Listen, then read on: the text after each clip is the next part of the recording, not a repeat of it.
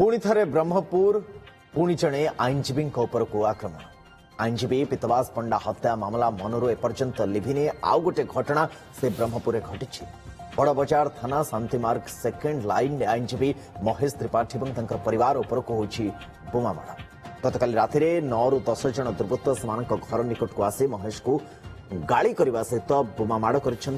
खंडारे आक्रमण भी कर जार दृश्य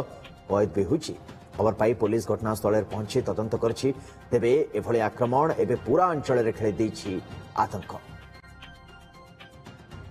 बम पकेले गाड़ी उपरु पत्थर जाक माने कंटीन्यूअसली पत्थर जो अछंदी कंटीन्यूअसली हम ऊपर छाडुचंदी यार बम दीटा गाड़ी को बाजिला